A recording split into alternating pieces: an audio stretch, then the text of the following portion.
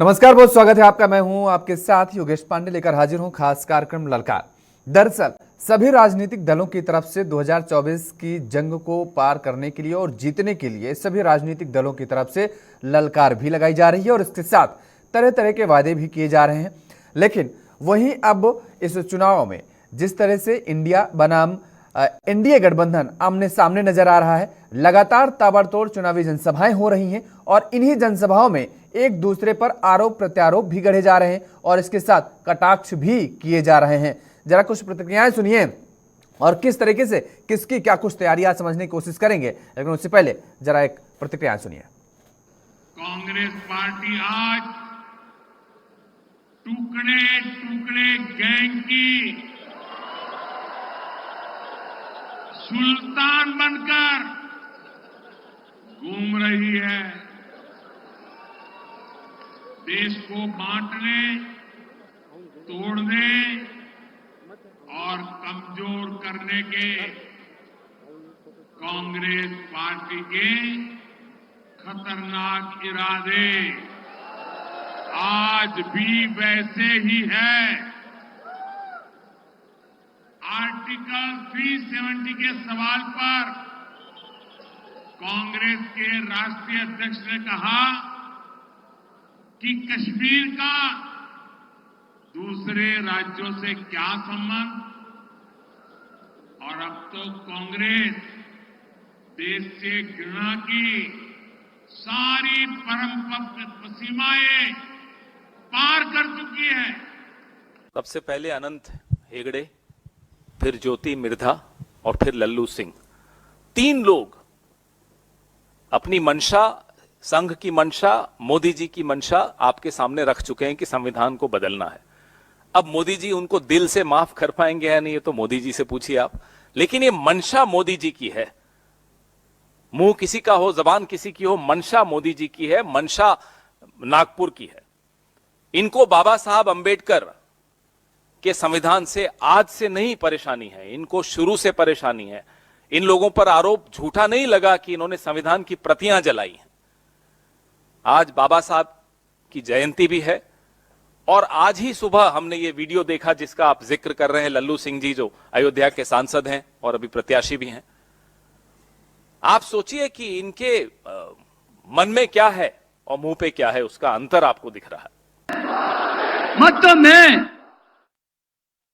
तो ये प्रतिक्रियाएं आप सुन रहे थे। जाहिर तौर पर एक तरफ प्रधानमंत्री नरेंद्र मोदी जहां कांग्रेस पर लगातार हमलावर नजर आ रहे हैं, तो वहीं कांग्रेस की तरफ से भी कई बातें कही जा रही हैं और कटाक्ष किए जा रहे हैं। दरअसल भारतीय जनता पार्टी के नेताओं की जो प्रतिक्रियाएं आई हैं उस पर अब कांग्रेस बीजेपी पर हमलावर नजर आ रही है और कल के दिन जिस तरीके से जो बयान सामने आए हैं उन पर पवन खेड़ा को आप सुन रहे थे कि किस तरीके से वो बड़ी बात और बड़े सवाल उठा रहे हैं। जाहिर तौर पर हमारे साथ कुछ मेहमान जुड़े हुए हैं, आपका तारुफ करा देते हैं और आज इसी मुद्दे पर हम चर्चा करेंगे।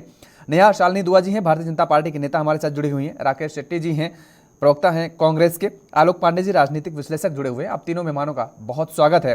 नेहा शालिनी दुआ जी, पूरी तैयारी है क्योंकि संविधान में परिवर्तन समय समय पर होता रहा है, लेकिन पूरा संविधान बदलने की जिस तरीके से तीन नेताओं की तरफ से बयान अब तक आ चुके हैं आपकी तरफ से, क्या कांग्रेस जो आरोप लगा रही है कि ये दरअसल मोदी जी की मंशा है और वो इन नेताओं के जरिए बाहर निकलकर सामने आ रही है, पूरी तैयारी यही है, यही वजह दिया जा रहा है 400 पार का नारा? देखिए, कांग्रेस के अंदर खुद कलह कलेश है। आप बताइए कि देश को तोड़ने की बातें कांग्रेस की तरफ से निकलती हैं। कन्हैया कुमार जिन्होंने हमारी सेना के ऊपर कितने आरोप, गंभीर आरोप लगाए थे, आज उनको इनके कांग्रेस और उनके अलायंस सहयोगी दल जो है उनको टिकट देते हैं लोकसभा चुनावों में। तो इससे पता लगता है कि उनकी मानसिकता क्या है। गुलाम नबी आजाद जी का शायद आपने देखा होगा, बहुत वरिष्ठ नेता रहे हैं कांग्रेस के। उन्हीं ने सुबह जो स्टेटमेंट दी है, आपने सुना होगा, उन्होंने स्टेटमेंट में कहा कि राहुल गांधी जी को पाकिस्तान में जाके पाकिस्तान जोड़ो यात्रा करनी चाहिए और बांग्लादेश में जाके बांग्लादेश जोड़ो यात्रा करनी चाहिए। तो ये उनकी पार्टी के लोग ही उन्हें कह रहे हैं कि आप पहले, हिंदुस्तान तो जुड़ा ही हुआ है, आप ये जो भारत जोड़ो यात्रा है इसको कैंसिल करके पाकिस्तान जोड़ो यात्रा कर लो या फिर वहां बांग्लादेश जोड़ो यात्रा कर लीजिए। तो ये इन जो आज कांग्रेस का अस्तित्व है वो धीरे धीरे खत्म होता जा रहा है, उसकी लोकप्रियता खत्म होती जा रही है, उसकी विश्वसनीयता खत्म होती जा रही है। यही कारण है कि आज हर जगह मोदी की गारंटी चलती है, कहीं भी चले जाए मोदी की गारंटी पे लोग विश्वास करते हैं। इन लोगों की गारंटी पे ही विश्वास नहीं है, क्योंकि ऐसे ऐसे लोगों को ये टिकट दे रहे हैं लोकसभा चुनावों में जो जिसे टुकड़े टुकड़े गैंग को मैं कहूंगी कि उनके साथ खड़े हुए पाए जाते हैं। तो मुझे लगता है अपनी क्रेडिबिलिटी खुद खराब कर रहे हैं।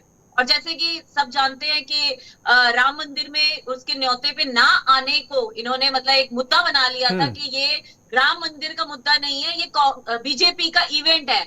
आप बीजेपी का इवेंट ना समझ के अगर उसे राम मंदिर की प्राण प्रतिष्ठा समझ के आते तो मुझे लगता है आज जनता के अंदर एक अलग ही मैसेज जाता। इनकी पार्टी के खुद के नेता इनको छोड़ छोड़ के इसलिए जा रहे हैं कि इन्होंने राम को नकारा, इन्होंने टुकड़े टुकड़े गैंग को अपनाया, इन्होंने भारत विरोधी जितनी ताकतें हैं विदेशी उनका कहीं ना कहीं ये साथ दिया है। तो ये चीज जो है वो जनता को भी समझ आती है और इनके खुद के नेताओं को समझ आती है। तो आज ये कहते हैं कि हमारे जो नेता है बीजेपी की वॉशिंग मशीन है उसमें जाके धुल जाते हैं। अरे कोई धुलता वुलता नहीं है, सबके ऊपर जिसपे केस चल रहे हैं आपके टाइम से हमारे टाइम से उन पे चल रहे हैं और चलते ही रहेंगे। उनको जो भी सजा लेकिन मिलनी इन है जो वो आपके मिलेगी। नेताओं की तरफ से प्रतिक्रिया आ रही हैं संविधान को पूरी तरीके से बदलने के लिए, इस पर क्या टिप्पणी आपकी? देखिए हमारे जिन भी नेताओं की, क्योंकि मैंने ये टिप्पणी सुनी नहीं है, लेकिन मैं नहीं मानती कि अगर कोई ऑफिशियल मतलब भाजपा के ऑफिशियल पद पे है और उसने कोई ऐसी टिप्पणी करी है कि संविधान को बदलने की बात नहीं कही। उन्होंने कहा होगा कि जहां अगर कोई ऐसी कमियां हैं तो उसमें संशोधन लाया जाएगा। आप देखिए कि संशोधन तो लाया गया, मतलब धारा 370 हटी है, राम मंदिर बना है, बहुत सारी चीजें हैं जिसमें संशोधन थोड़ा थोड़ा करने की गुंजाइश जैसे जैसे वक्त बीतता जाता है उसमें होता जाता है। लेकिन संविधान को कभी बदला नहीं जा ठीक सकता। है, ये काश सबकी अगर ये मैं जो बात आप मानसिकता बोल रही हैं कहूंगी ये कि बात ऐसा- आपके नेता बोलते हैं, उनकी तरफ से ये कहा गया है कि दरअसल ये पुराना संविधान हो गया, अंग्रेजों के समय का है और उस दौरान क्या कुछ स्थिति रही है। अब स्थिति बहुत परिवर्तित हो गई है और लगातार हम विकास की ओर बढ़ रहे हैं, विकास कर रहे हैं। तो अब मुझे लगता है कि उसको भी बदलाव करने की जरूरत पड़ेगी। ये आपके नेताओं की प्रतिक्रिया सामने आ रही है। राकेश जी, संशोधन, ठीक है, चलिए ठीक है, मैं इसे संशोधन शब्द ही नहीं था, कहूंगी मैं थोड़ा। ठीक है। राकेश जी, टुकड़े टुकड़े गैंग के सरदार हैं आप बताए जा रहे हैं। देखिए, जिस कांग्रेस पार्टी ने इस देश का आजादी की लड़ाई लड़ी, जिस पार्टी के लोगों ने लगातार बलिदान दिया इस देश के लिए, हमारे पूर्व जितने प्रधानमंत्री रहे, इंदिरा जी रहे, राजू जी रहे, अगर कांग्रेस पार्टी के ऊपर भारतीय जनता पार्टी इस तरह आरोप लगा रही है तो ये गलत है। जिन्होंने, जिनका जो हेडक्वार्टर है आरएसएस की, 37 ईयर्स तक इन्होंने तिरंगा नहीं लाया। और जब हम आजादी की लड़ाई लड़ रहे थे तब आरएसएस के लोग मुखबिरी कर रहे थे ब्रिटिश के लिए। ऐसे पार्टी, ऐसे संगठन के लोग, और हमारे देश का पहला आतंकवाद, आजाद देश मुल्क का पहला आतंकवाद दत्तूराम गोडसे था। और वो किस संघ के यहाँ से आता है सब पूरा दुनिया जानता है, देश जानता है। और इसलिए आरएसएस को उस सरदार वल्लभ भाई पटेल ने बैन भी किया था। जो टुकड़े टुकड़े गैंग इन्होंने कन्हैया कुमार के ऊपर तन कसा है, मुझे ऐसा लगता है कि भारतीय जनता पार्टी घबरा गई है, क्योंकि कन्हैया कुमार बहुत अच्छा बात करते हैं, बहुत अच्छा बोलते हैं और बहुत साफ बोलते हैं। जहां तक वहां पे नारे लगाने की बात थी, उस समय भारतीय जनता पार्टी का दिल्ली केंद्र में सरकार थी और जम्मू एंड कश्मीर में पीडीपी के साथ इनकी सरकार थी। कहा क्यों नहीं पकड़ा गया वो लोगों को, वो बच्चों को जिन्होंने नारे लगाए थे? क्योंकि सब जानते हैं कि कन्हैया कुमार उस स्पॉट पे बाद में आया, इसलिए कोर्ट ने उनको निर्दोष मुक्त किया है। तो अब उनके ऊपर ये आरोप लगाना ये गलत है। और दूसरी एक बात आपको बता देता हूं, आज दिन ब दिन हम देख रहे हैं कि भारतीय जनता पार्टी का जितने ओपिनियन पोल है सब में इनकी जगह कम होते हुए आ रही है। आज आप जीडीपी देख लो, कांग्रेस का डॉक्टर मनमोहन सिंह जी की जो सरकार थी, देश का जीडीपी 7.7% से ग्रो हो रहा था, इनका एवरेज ग्रोथ रेट 5.7% है। और जिस डॉक्टर मनमोहन सिंह को उस समय गुजरात के मुख्यमंत्री श्री नरेंद्र मोदी जी ये कहते थे कि पर डॉलर के सामने रुपया कमजोर हो रहा है, तो उस समय 58 रुपीज था पर रुपया अगेंस्ट डॉलर। आज ट्रेड डिफिसिट इतना ज्यादा हो गया है कि आज आप देख लीजिए कि प्रति डॉलर के मुकाबले रुपया कितना कमजोर हुआ, 84 रुपीस हो चुका है। तो आज आप देखिए कि ये हमारी जो भाजपा की जो प्रवक्ता है वो कह रहे थे कि हमारे खुद के पार्टी के लोग हमारे ऊपर आरोप लगा रहे, तो मैं उनको याद दिलाना चाहता हूं कि उन्हीं के पार्टी के सत्यपाल मलिक जो जम्मू एंड कश्मीर के गवर्नर थे, उन्होंने राम माधव जो आरएसएस के बहुत बड़े नेता है उनके ऊपर 250 करोड़ का आरोप लगाया। ठीक है। आलोक पांडे जी, कौन जोड़ने की राजनीति कर रहा है और कौन तोड़ने की राजनीति कर रहा है, फिलहाल आपको क्या समझ में आ रहा है आलोक जी? जब चुनावी बेला आती है तो उस चुनावी बेला में सारे दल कुछ जोड़ने की कोशिश करते हैं, कुछ तोड़ने की कोशिश करते हैं। ये लोकतंत्र की खूबसूरती है। अब दोनों दलों की जोड़ने तोड़ने की बात जरा एनालाइज कर ली जाए। जैसे भारतीय जनता पार्टी के नेता ने कहा कि भाई अंग्रेजों के समय का संविधान, इसे बदलने की जरूरत है, तो ये गैर संवैधानिक नहीं, संविधान पूरा बदल सकता है, ये भी कोई बड़ी बात नहीं है। क्यों? इंदिरा गांधी जी ने 42वां और 44वां संविधान संशोधन करके क्या किया था? 42वां संविधान संशोधन करके आधे से ज्यादा संविधान बदल दिया था। तो क्या वो गैर संवैधानिक था? लेकिन मेन बात आती है कि मेंसरिया क्या है। अगर आपका उद्देश्य पवित्र है तो संविधान की एक ही लाइन बदल दीजिए। लेकिन अगर आपका उद्देश्य देश के किसी वर्ग को खुश करना या देश के किसी वर्ग को नाराज करना या आपको पोलराइज करना है, ऑब्जेक्टिव आपका अगर गलत है, तो संविधान की एक लाइन से भी छेड़छाड़ करना वो अपराध है। लेकिन क्योंकि कोई भी राजनीतिक दल चाहे वो 2/3 बहुमत से सत्ता में आ जाए, लेकिन क्योंकि संविधान को एक्सटेंड करने का अधिकार सर्वोच्च न्यायालय के पास है, इसलिए कितने बड़े भी संशोधन कर ले, अगर सर्वोच्च न्यायालय उसको उचित नहीं पाएगा तो किए गए संशोधन को शून्य किया जा सकता है। इसलिए देश में इस तरह की बात करना कि संविधान बदल देंगे, संविधान की मूल भावना के अनुरूप होगा तो आप बदल दोगे, और अगर संविधान की मूल भावना के अनुरूप नहीं होगा, आपके बदलने के बाद में भी सर्वोच्च न्यायालय उसे कैंसिल कर देगा। एनजेएससी में हो चुका। इसलिए देश की जनता को घबराने की किसी तरह से जरूरत नहीं है। भारतीय जनता पार्टी हो सकता है उसका राजनीतिक रूप से या उनके कुछ नेता उसका राजनीतिक रूप से उसका लाभ लेने की कोशिश कर रहे हो, न तो संविधान बदला जा सकता है, उसकी मूल भावना नहीं। तो मतलब हम ये कह सकते हैं कि दोनों राजनीतिक दल के नेताओं को इस बात की जानकारी बाकायदा है, लेकिन ये इस तरीके के बयान केवल इसलिए दिए जा रहे हैं ताकि जनता के बीच में एक मैसेज, एक नैरेटिव सेट किया जाए और उसका लाभ लिया जा सके, चुनावी लाभ। जी। और दूसरी बात देखिए, आप कांग्रेस के हमारे भाई जो कह रहे हैं, देखिए कांग्रेस या भारतीय जनता पार्टी का कि कांग्रेस खत्म हो रही है, कांग्रेस खत्म हो रही है या भारतीय जनता पार्टी जीतेगी या कांग्रेस बिल्कुल खत्म हो जाएगी, ये देश की जनता तय करेगा, आम आदमी तय करेगा, इलेक्शन तय करेगा। अभी हम पॉलिटिकल नैरेटिव बनाने के लिए भले कहते हैं, मान लो ऐसा भी हो सकता है कि 2004 रिपीट हो जाए और कांग्रेस सत्ता में आ जाए, ये भी संभव है ना। अभी पहले से ये कहना कि नहीं नहीं भारतीय जनता पार्टी सत्ता में आएगी, कांग्रेस बिल्कुल खत्म हो जाएगी, ये मुझे लगता है ये एक केवल पॉलिटिकल गिमिक है, पॉलिटिकल गेन करने के लिए है।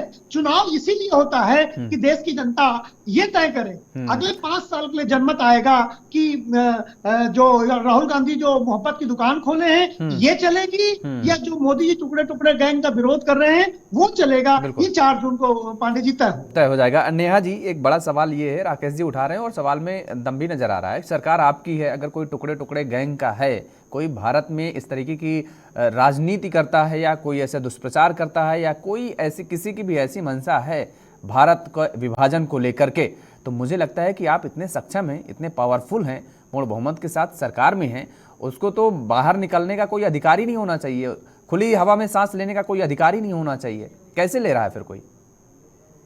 ये हमारे लोकतंत्र की खूबसूरती है कि यहाँ सबको फ्रीडम ऑफ स्पीच देने का हक है। यही है, तभी कांग्रेस के लोग जो बैठ के मोदी जी को गालियां देते हैं उनको भी गालियां देने का हक है।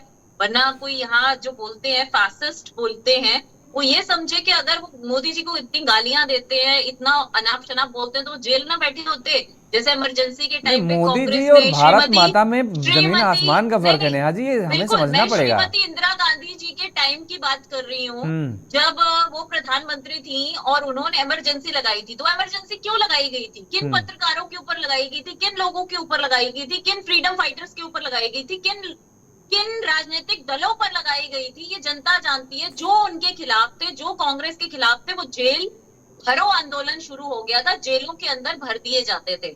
तो आज जो है, लेकिन ऐसा नहीं है, प्रधानमंत्री जी ने पूरी आजादी दी है। भाई ये लोकतंत्र की खूबसूरती है कि यहाँ बुराई भी की जाती है, भाजपा की बुराई की जाती है, प्रधानमंत्री की बुराई की संविधान में जाती है। आजादी तो प्राप्त ये है, आप पूरी इसको पूरी गलत कोट कर आजादी रही है। है, तो हम आजादी को मानते हैं। मैं मैडम, आप यही गलत कहना कोट चाह कर रही रही हैं। हूँ। मोदी इस जी बात ने से आजादी साफ कहाँ दी है जाहिर भाई? होता है ये कि भारत भाजपा ने के सबको संविधान फ्रीडम में दे दी रखी है है। मैडम। प्रधानमंत्री जी जो बोलते हैं ना, ये कांग्रेस वाले कि लोकतंत्र खतरे में है, सब मिटने वाला है, तो मैं उन्हीं, यही जनता देख रही है कि कितना लोकतंत्र खतरे में है।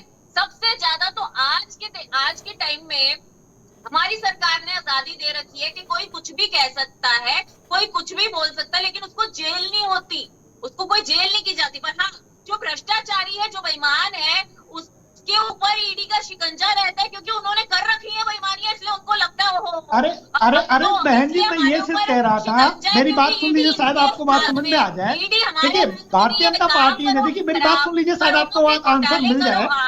बस एक 30 सेकंड में बीच में बोल दूं तो आपको शायद समझ में आ जाएगा।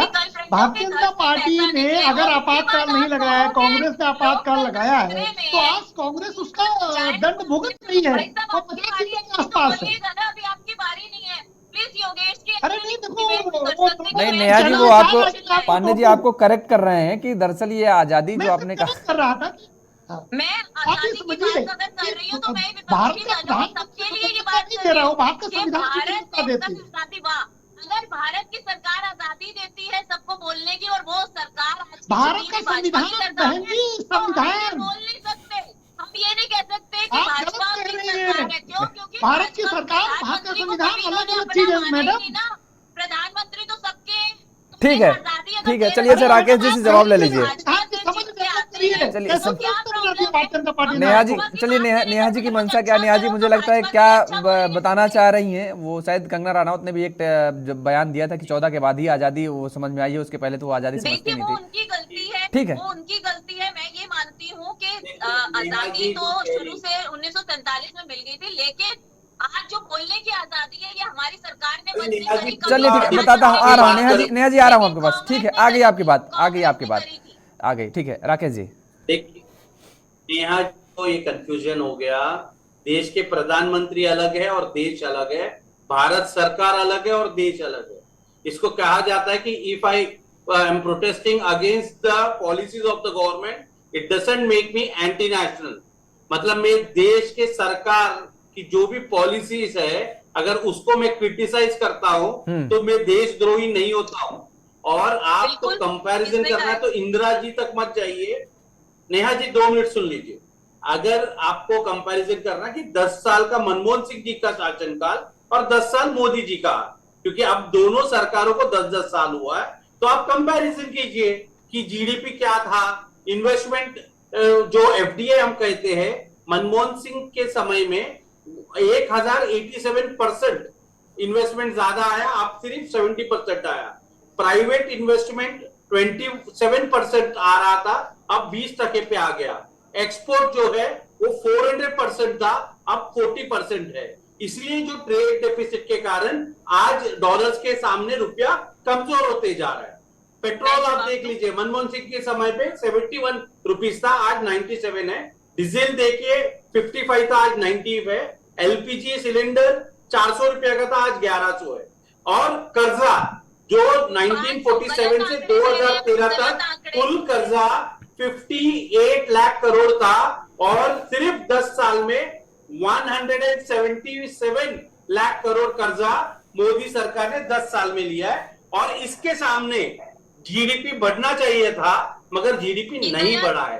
तो नेहा जी आपको ये जवाब देना पड़ेगा कि अगर ट्रेड डेफिसिट, एफडीआई, अगर आप लोगों ने अच्छा काम किया है, क्यों हो रहा है? जी, अब मैं इनको जवाब देना चाहूंगी और कहूंगी कि पेशेंटली ये भी सुन लें। इनके टाइम का भी इन्होंने बोला 7.5 इन्फ्लेशन था इनके बारे में, 7 से बढ़कर 9.5 तक जा चुका है मनमोहन सरकार के टाइम पे। हमारे टाइम पे कोरोना भी आया, सब कुछ आया, उसके बावजूद भी 5.1% हमारे 5.1% है इन्फ्लेशन रेट। ठीक है, आपके टाइम में 10वीं पता नहीं 15वीं अर्थव्यवस्था थी देश की, आपकी सरकार के बारे में कह रही हूँ। और आज अगर माननीय प्रधानमंत्री जी नेतृत्व कर रहे हैं, इन 10 सालों में 5वीं आती है तो ये एक बहुत बड़ी बात है। ये आंकड़े हमारे नहीं है भाई, ये वर्ल्ड बैंक के आंकड़े हैं। आप ये नहीं कह सकते ये तो भाजपा ने अपना नाम कर लिया, झूठे आंकड़े पेश कर रहे हैं। ये दुनिया दिखा रही है। पांचवी अर्थव्यवस्था वैसे नहीं बन गई अगर इतना नुकसान हमने किया होता या देश को आगे नहीं बढ़ाया होता। आज सिलेंडर 500 रुपए का मिल रहा है, ठीक है, सबसे सब्सिडी हटाने की बात की गई ताकि जो अच्छे घर के लोग हैं वो अपनी सब्सिडी छोड़े। जनता से अपील की कि आप अपनी सब्सिडी छोड़िए ताकि गरीबों के घर में जो है वो चूल्हे आए।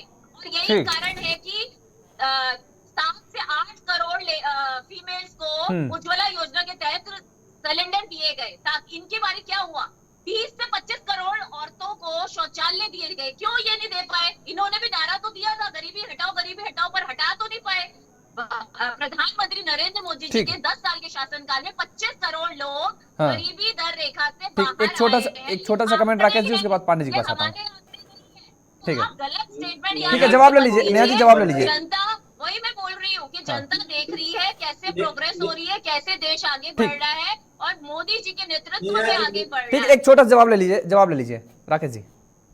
नेहा जी ने ये तो मान लिया कि जो अपनी अर्थव्यवस्था थी वो 10वें नंबर पे आई, तो जो मोदी जी कह रहे कि 60 साल में कांग्रेस ने कुछ नहीं किया, नेहा जी को इसलिए धन्यवाद देता हूँ कि वो माना तो सही कि 10th पोजीशन पे लाने में कांग्रेस का बहुत बड़ा हाथ है और 10 से आप 50 में आए, 10 तक लाने में कांग्रेस का बहुत बड़ा हाथ है। इसलिए मैं आपको बधाई देता हूँ कि आप इतना तो मानिए। पांडे जी आ रहा हूँ। मोदी तो वो भी नहीं मानते। बदल देते हैं। चलिए ठीक है, अच्छा नेहा जी, ठीक है। तो एक ही बात करूं, पहली बात तो मैं भाजपा में प्रवक्ता नहीं हूँ, नेता हूँ और महिला मोर्चा उपाध्यक्ष हूँ। ठीक, मैं सिंपल सी एक बात कहूंगी कि आप बताइए, आप ही बोल रहे थे ना, शुक्र है कि आपने भी मान लिया कि देखिए। चलिए ठीक है नेहा जी, अब आलोक पांडे जी का क्या मानना है, जरा उनसे भी तो समझ लेते हैं, उनकी भी राय, तो वो भी राजनीति में पैनी नजर रखते हैं। आलोक पांडे जी, ये जो दोनों तरफ से आरोप लगाए जा रहे हैं, ठीक है, लेकिन एक नैरेटिव यहाँ पर ये जो सेट किया जा रहा है, मैंने देखता हूँ, जैसे अभी नेहा जी कह रही हैं कि सरकार ने आज़ादी तो दे रखी है, मतलब ये 14 के बाद ही ऐसा अब नैरेटिव जनता के बीच में बताया जाता है कि उसके पहले बोलने की आज़ादी नहीं थी साहब, उसके पहले तो सब लोग गूंगे मौन बहरे रहते थे।